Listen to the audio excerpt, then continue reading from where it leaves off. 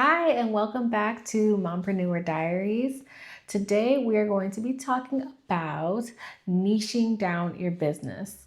A lot of people really struggle with finding their niche, and some people even doubt if they actually need to find a niche in order to have a successful business. I'm here to tell you, yes, you do need a niche that is going to make your life much easier if you take a look at this video and follow some very simple steps to find your target audience. So to start off, what is a niche? A niche is a very specified definition of what your services are and who those services are for. Once you have figured out what your niche is, you are better able to stand out amongst all the competition of other virtual assistants out there, and you're able to find the client that works best for your goals and your lifestyle expectations. So you really want to make sure that your niche is well thought out based on what you want your life to look like and what you want your business to look like. For example, if you are marketing your services to a finance guru who is really into numbers and statistics and everything that it is to be in the financial industry, versus someone who is a spiritual consultant or maybe a dad influencer, all three of these business owners or entrepreneurs are going to have very specific ways of doing things. And trying to speak to all three of them with the same marketing techniques is going to be almost impossible. And even thinking about what their needs will be, they're all going to be very different. So, are you going to provide services for the finance guy, the spiritual leader or consultant? Because if you speaking to one of them, you're more likely than not going to catch the attention of the other two. And if you try to speak to all of them at the same time, you're going to lose focus. They're not going to think you're speaking to any of them. You're going to have a very difficult time finding the client that is right for you and who is ready to actually invest in you. So now that we understand the importance of a niche, you need to now think about how to actually find this niche. And the first thing that you should do is start with you. You need to figure out what your experiences are, what your strongest skill sets are, and what your interests are. You're not in the business of being a virtual assistant working for yourself just so you can have a job that doesn't fulfill you and that keeps you stuck in a place that you don't want to be. So, in order to avoid the same trap that you've been in at other jobs, you want to make sure that you have defined who you are, what you want to provide, which you keyword want to provide, and then we'll move on. If you have a resume, this is a great place for you to start defining what your experience is. If you don't have a resume, this is a great time for you to write a resume. You can use this document to put on your website, to send off to potential clients once you've had a consultation with them. So it's very valuable, even if you're not being hired on traditionally in a company. It's very valuable to keep your resume up to date. When you're looking at your resume, I love to print it out for this purpose. When you're looking at your resume, go through each of your experiences, all of your job experience, and even your educational experience. Write just a keyword, one or two keywords for each section. For your most recent job, write down 2 keywords of things that you experienced there or that you took away from that job. So, a job that I would have on my description is at a specialty grocery store. I actually worked there for a very long time, so I have a lot of different experiences there. But I can say my experiences on my resume would be bookkeeping, I managed a team, and I also did education on the products that we provided. With my experience at this job, I would put keywords education and bookkeeping. Those two stand out to me because A, I'm really good at educating people about things, and B, I was in bookkeeping, but I would love to get deeper into that. That feels like a service that I would be excited to provide and become an expert on. So those are my keywords for that one.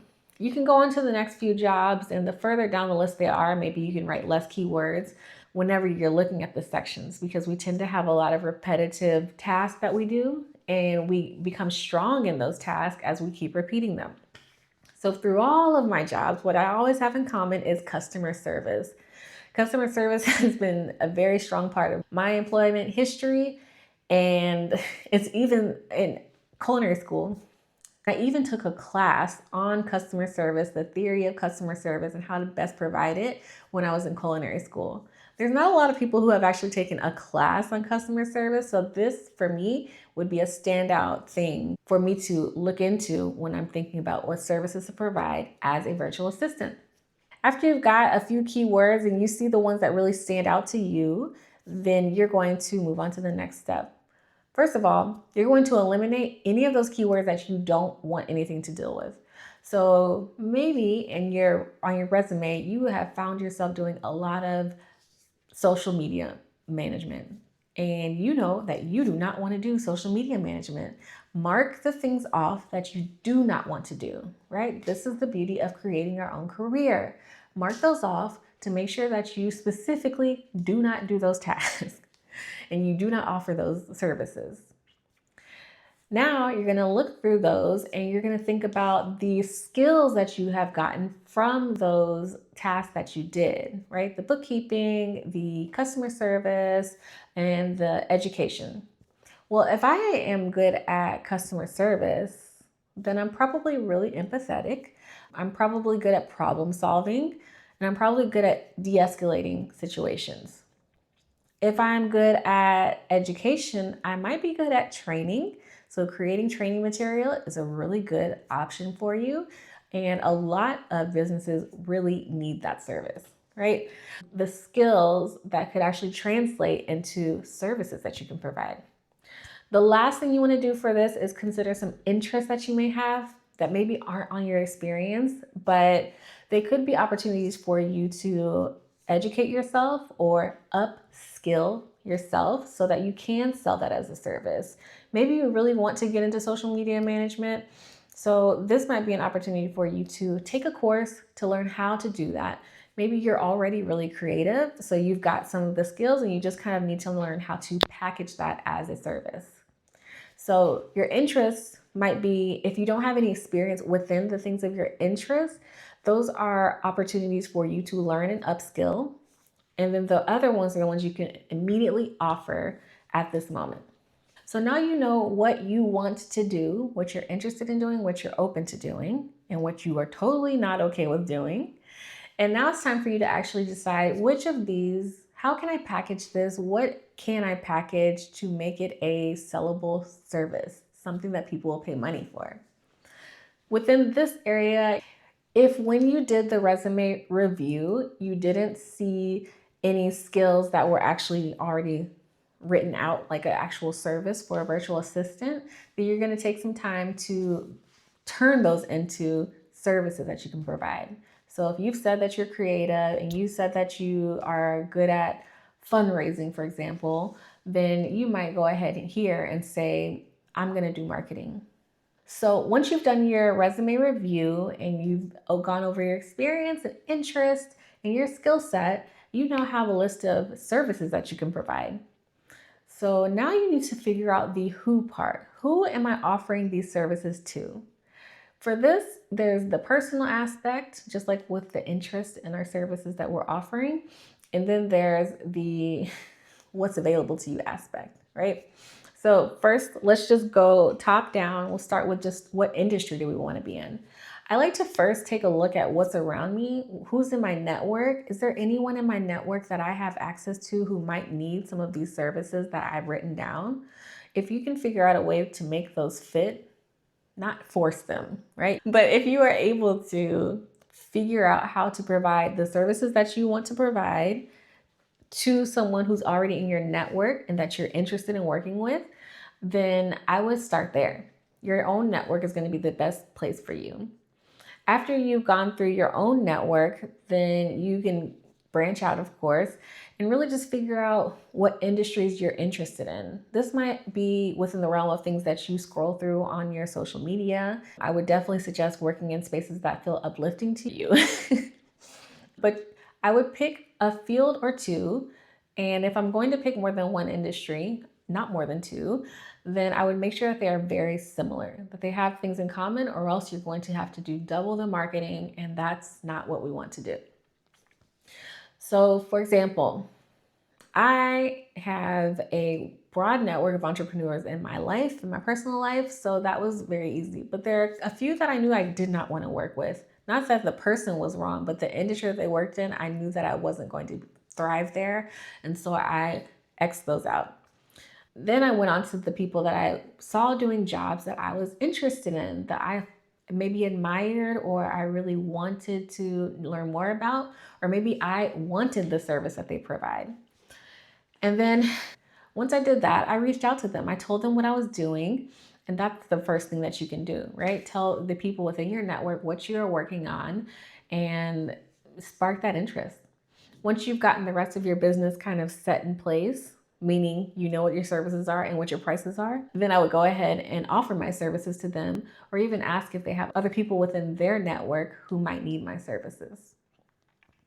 Once you've done that, of course, now you've got your industry. My industry that I actually went with amongst all of the entrepreneurs in my life was the mental health care field.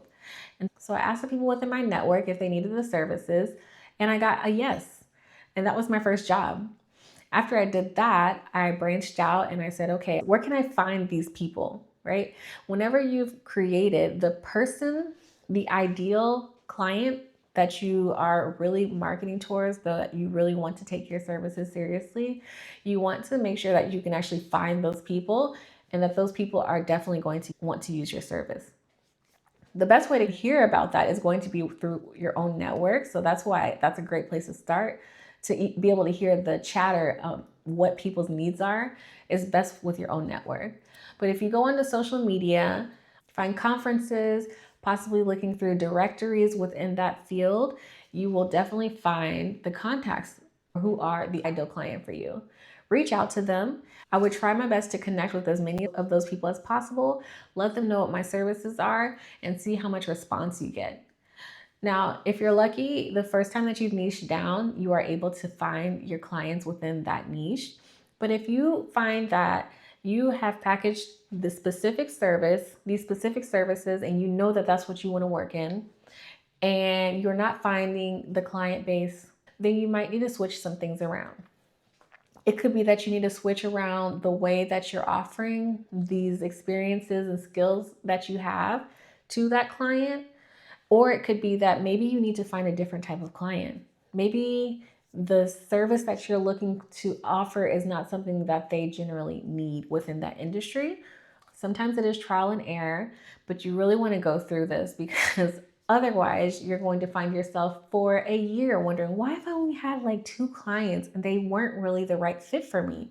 Because you didn't work through the process of finding your niche. This process hopefully is not very long. It just requires you to take some time to think about your needs and their needs, the person that you want to be marketing to. I like to do an avatar of this person. So that way, whenever I am marketing and I'm creating whatever communications that I need to try and get my client, I know where I can envision where they're going to be. I can envision what their struggles are, and I can speak to those struggles, as opposed to trying to speak to 50 different people doing 50 different things with 50 different struggles, and I'm totally lost, and they are too. So once you've validated the existence of this client and you've validated the value of your service to this client, and you find that you're getting some chatter going, you're seeing some movement and response to your communications with these people, then you can really start honing in. Once you see what your target client needs and you see that you are able to provide that, you can start honing that service even more based on what your experience is, so that the next time around, for the next client that you onboard, you'll have an even better idea of how to best serve them. You are also using any time that you have available to upskill, right, with those interests, that interest area of your skills review. That can be through taking a class, or it could be from just taking on a task from your clients. If your client is saying that they need help with something that you are interested in doing, but maybe don't have the experience to do, offer to help them with that. And then you're getting training on the job. You're getting paid to learn and improve your experience and your skills, so then you can become eventually a specialist in that area. These are all ways that your niche is going to help you and your client be a best fit for each other. It's going to make sure that you're able to grow and thrive with that client. And that client is going to be very grateful to you because you are providing the services that they need. And you'll end up having this beautiful ecosystem where you don't even have to worry about doing a bunch of marketing, because word of mouth is better than having to pay for marketing. Other ways that you can validate the need for your services, validate your niche of services, is to research it on job boards, LinkedIn, Upwork, Fiverr, even, just to see that there is actually a need for these services. You want to check to see if there's jobs available on Upwork, even if you don't plan to offer your services on these platforms. It is a great place to start. Once you've defined your niche with the services that you're going to provide and the target audience that you're going to be talking to, then you really need to develop your elevator pitch, as I like to call it. This is something that you should be able to say within 2 to 3 sentences that explains exactly what you do, so that people hear it and a bell goes off in their head if it's something that they actually need, or if they know someone who might need those services. So for example, I tell someone that I'm a virtual assistant, and you're going to hear a lot of, what does that even mean? Because virtual assistant is super broad. And I'm going to tell them who I serve and what I do for them. I'm a virtual assistant. I provide administrative support for business owners in the mental health care and wellness industry. Something else that you might do here is also point out one of their pain points in this process, so that way they know why they need your service while you're answering this question. So I'm a virtual assistant. I provide administrative, billing, and customer support for people in the mental health care space, so they can focus their energy on providing the therapy sessions as opposed to dwindling their life away on the back end stuff. With that, they know exactly who you are, what you do, and who you do it for. And there's no doubt that if they or someone that they know needs a service, you're going to be the first one they think of. Now, we've talked about who we provide services for on the industry front, but you can go further than this. And I don't think that you can ever get too specific when it comes to niching. So I think in terms of a lifestyle, in terms of how you actually want to live your life and how you want life and work to balance themselves out, it's also valuable to really even further specify who you're working for. This helps with marketing even more. The more specific you are speaking to such a specific person. They are going to hear you like a freaking dog whistle when you start talking your marketing stuff. So what I mean by this, for example, is someone who decides that they want to work with someone in a certain industry, the financial industry. That's still very big. If you decide that you want to work for entrepreneurs in the financial industry, you are still talking to thousands of people. So you can further specify this by saying more about this business owner, this potential client of yours. It could be cultural specifications, ethnic, what niche they might be in. It can be all kinds of things.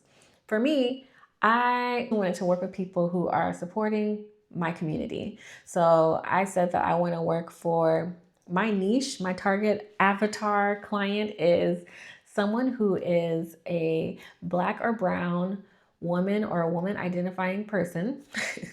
This really niched down my services, right? There's lots of therapists out there, but if I'm able to specify this is the therapist I want to work for, then I can speak to them. And it just helps clear out the noise, okay? And it also helps me because I do want to work with Black or brown women. I find that I enjoy working for Black or brown women, and there's nothing wrong with that. It has definitely helped me find my client. It's definitely saved me time as far as trying to market to people. And I think that when I market to people, if I get a consultation, 9 times out of 10, I'm going to book them as a client because I already know who they are. They know who I am. I'm able to be my authentic self without having to filter anything at all. And that's exactly what I wanted. I wanted to work with people who are excited to work with me and vice versa.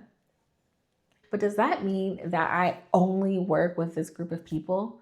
Absolutely not. It means that, again, niching is for marketing.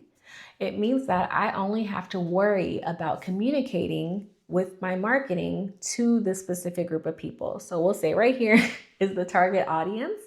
And then out here, there's still all these other people who might run into my marketing. That might be through word of mouth, that might be through them seeing me on social media and getting in contact.